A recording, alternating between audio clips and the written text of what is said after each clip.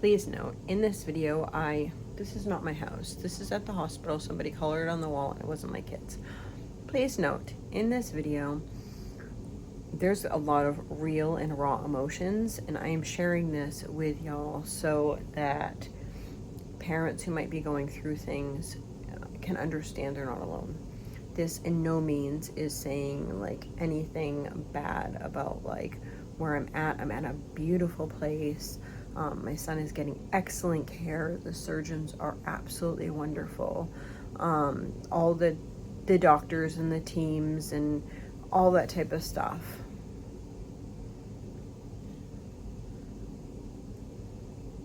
It's just my journey. And my journey is hard.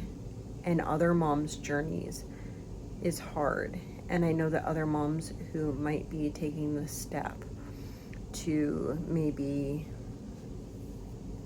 change their lives for their babies, or a step that maybe they get thrown into. Maybe they're just having a preemie baby and, you know, they want to know a little bit about like a NICU journey. Like, I'm just sharing real and raw so that they can understand that too, right? Because that is a side.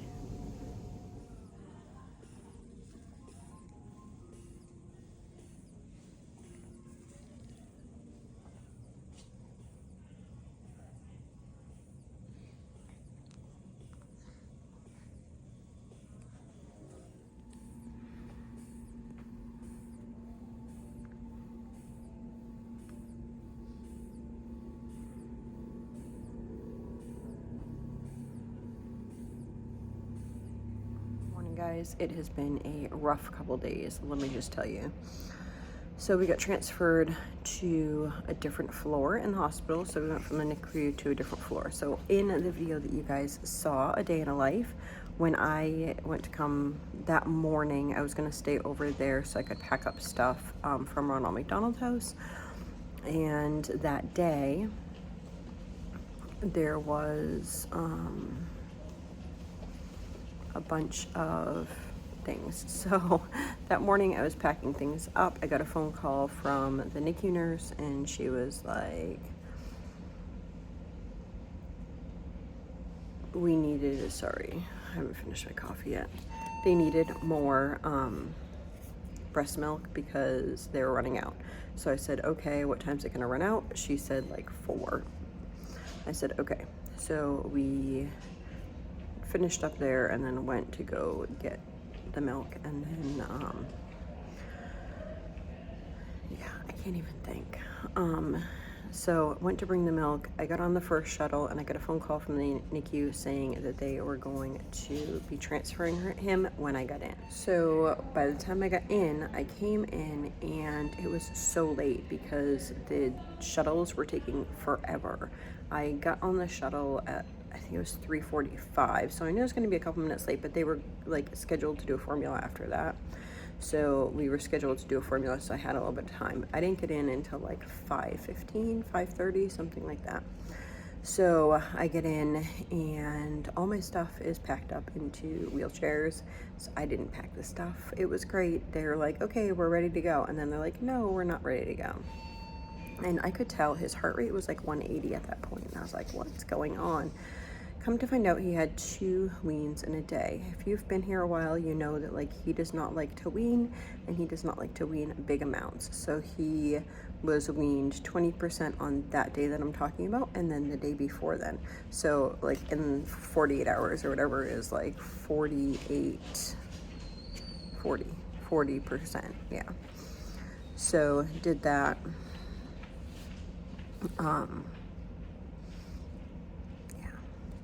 So it was like back and forth, couldn't get paperwork through. We didn't end up moving until after shift change. So it was like 8 o'clock at night that we were finally over there. So we get over there and he is not happy. His blood pressure was like through the roof. His heart rate was really high, like through the roof for the blood pressure. It was like 150s, and it just kept getting higher. They asked me what I thought was going on because they don't really know him. I mean, they have the chart, they have what was like told from one person to another, but at the same time they can't read everything in that moment. And so they asked me what I thought was going on. I said, I don't know, I think probably because they weaned 2 times. So we have been working on that. It's been really hard. I was told that we were moving on to like complex care. So I was assuming that like other people would have like complex issues. So I was good with like having other people with complex issues and whatever, and I'm just like, go with the flow, let's go ahead and do this. And when we got there, there wasn't even enough room for the stuff to go in the room. So it's a double room, so there's another family behind. The way that it's set up is just very odd. Like I need to kind of like go through their curtain to get to the bathroom. And it's very small, and he has a lot of like different equipment. So now he has his oxygen tank that he's supposed to go home on. He has like a boppy type seat. He has or his boppy, and then he has like a thing that would go on the swing seat. They needed his car seat in there, and then clothes for him and me, and like toiletries for him and me, because he can't just use Johnson & Johnson. He gets all irritated. So I have this stuff, and I had books that I was reading out loud to him, toys. So the stuff couldn't fit in the room. I needed to hurry up and go through the stuff, choose what I was going to put in the room, and then the other stuff I had to have my daughter come, but they locked it in a room overnight because at this point it's like 9 o'clock at night, and they locked the stuff in a room overnight, and then the next morning she had to come and get all my stuff. So I kept like a couple toys for him. I had to keep his car seat so he can have the car seat test, had to keep his oxygen there. But it's like in order to like get, I'll share like a picture or whatever, but in order to get around or whatever, like I need to like move my breast pump, like when the bed's pulled out, like my feet are like in the door almost. So like for both of the rooms, like when nursing or CAs or whatever come in and out, like if I'm sleeping, then it's like right there.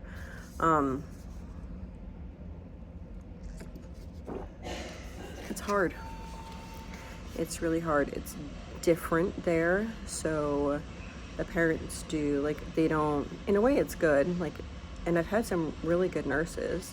I'm not saying that, it's just set up very, very differently, and it's a lot. He ended up getting an IV because they kept giving him blood pressure medication, and the blood pressure medication wasn't working at all. And so they wanted to do the nephrology. The kidney doctors wanted to do an IV with his medicine or whatever. So we did the IV with the medicine, and then last night we ended up upping the clonidine. Is that it? Yeah, upping the clonidine back to the original state because it was not getting better. Like his blood pressures were like, the high number was like 180.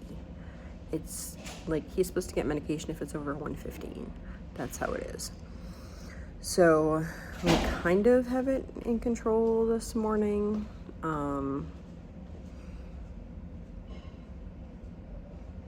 It's really emotional. It's hard to be like in this space. Going through very challenging things. Like in the NICU, everyone's going through really challenging things. And I was thinking complex care, like if I had a roommate, that my roommate would be like complex care type stuff. The baby next to me, the parents are nice, and it's their story, you know, right? But there's something that's different with a baby that needs to gain weight, and they're thickening the baby's formula to help the baby gain weight, versus I'm having all these issues, right? And it's hard for like all the doctors to come in and fit in there because we have teams of doctors. So there'll be 4 to 8 people in there. And literally people have to like block everything, and then they're like, excuse me, like whatever, and like you have to kind of like standing there holding my breast pump out of the way, like that, okay? I'm not trying to be like, oh, I have a shared room. No, it's like, you'll see, I'll share a picture with you, for the amount of like services and or like equipment that he needs, like IV pole and stuff. It's really hard.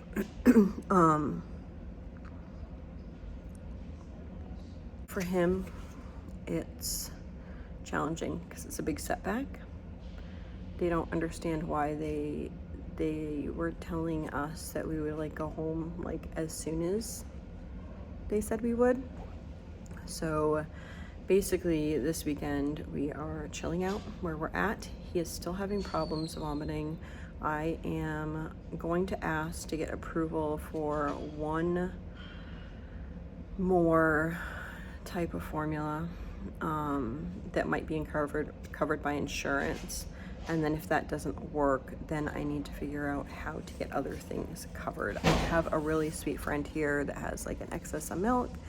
She has offered to donate it to me, and it doesn't look like that can happen, and I don't really understand that. So we need to like tweak that out, and or if I'm gonna buy like goat's milk formula, like how that's gonna work and how that will work with like the G-Tube supply company and yada yada yada. Anyway, trying one more formula. He's still getting sick, so it's been 2 other formulas that we've tried since then. Yeah, every time you start the formula, within like half an hour, 45 minutes, he's throwing up.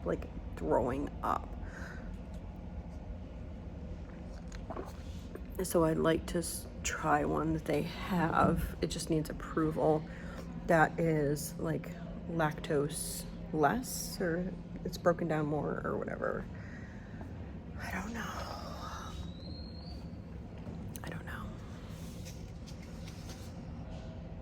Yeah, it's challenging. It's different there too. Like I don't know. We'll see with today. It's just different. You can eat in the room, which is good, but then you kind of feel like trapped in the room a little bit too. Not really. I did have a really good nurse yesterday, so I felt comfortable. Like she's like, if you want to go out and get something to eat. So I ended up doing that. And this morning my nurse seemed okay. They were in there, and I am going to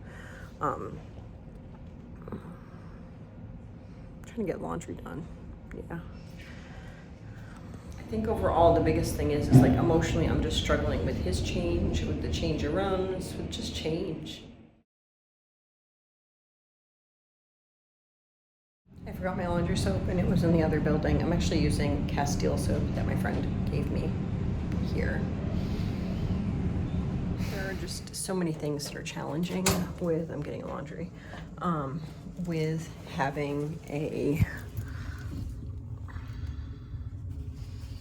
another person in the room. One, it's a husband and wife that's in the room. Both the husband and the wife stay there.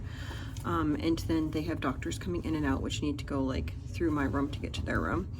And all of that is okay. It can just be really challenging. It can be challenging because I'm trying to pump.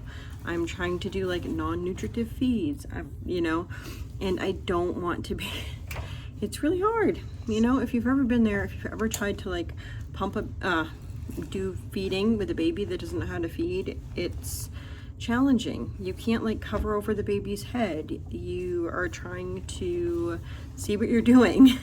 And so for me, and like modesty, I don't really feel like comfortable just like, they literally, like, I have no other place to go. I have to sit there like in the middle of the floor and they need to like walk by in order to do whatever. So I can like be as discreet as possible, but yeah, it's challenging. Another thing is the bathroom doesn't lock all the time. It's like this weird lock, and occasionally it will lock.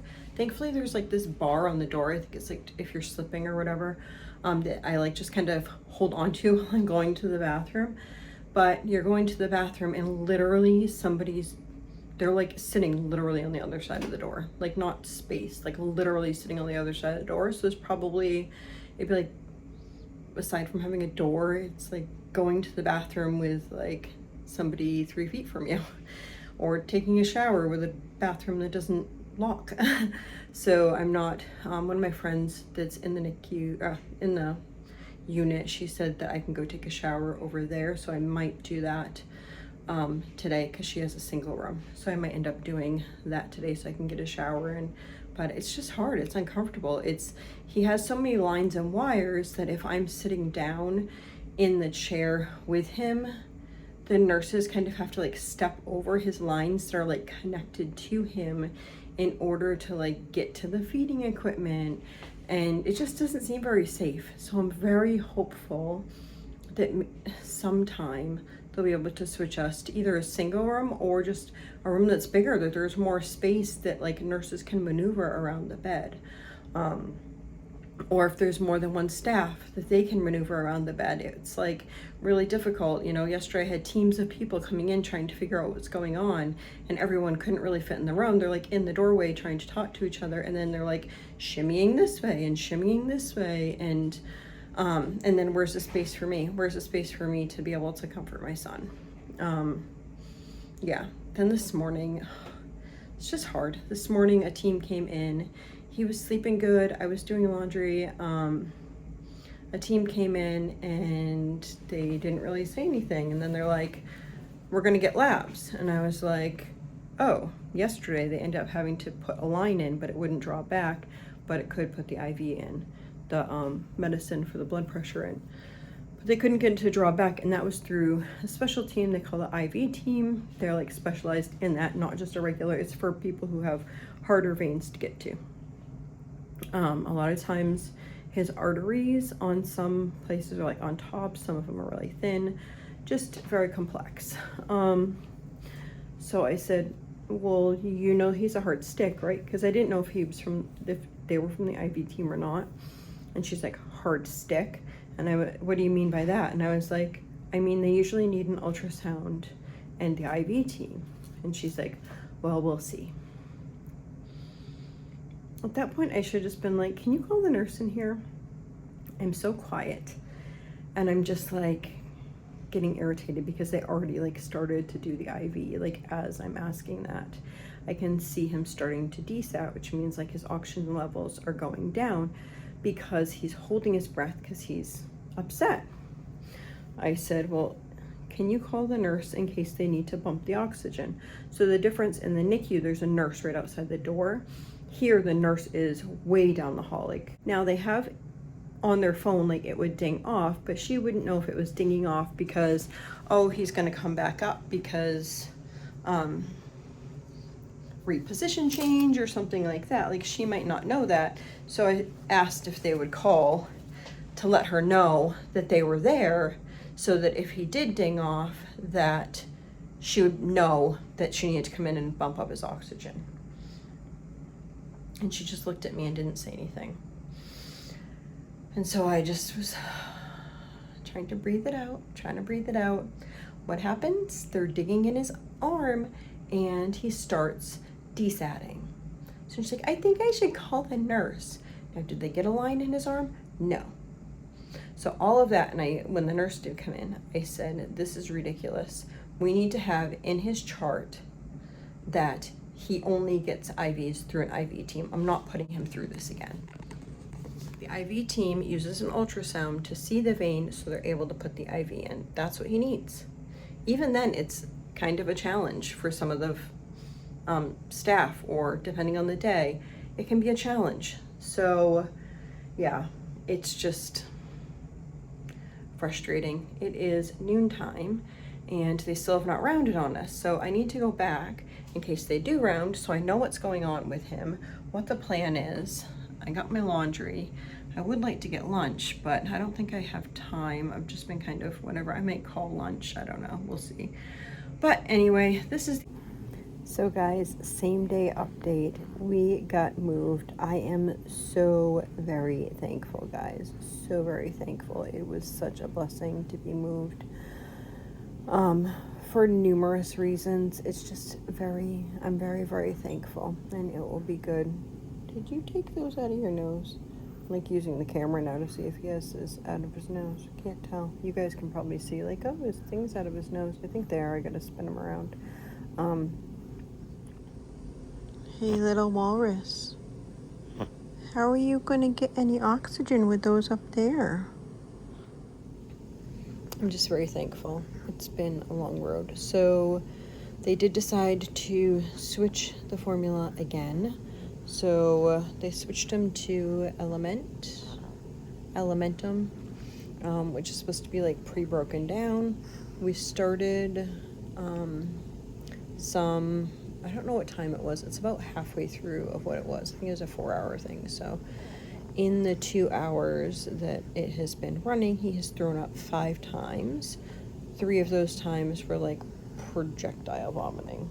So yeah, we stopped that. We're gonna go back to breast milk for a minute. But we gave him his clonidine, so we don't want to do that right now. What do you think? Is Mama talking about you? We got somebody nice to do his blood draw. So that was good. He was quick, wasn't he, Bubba? Yeah, he did a good job. So, seeing if he's throwing up. Anyway, very thankful. I will chat with you guys on another day. Have a blessed day.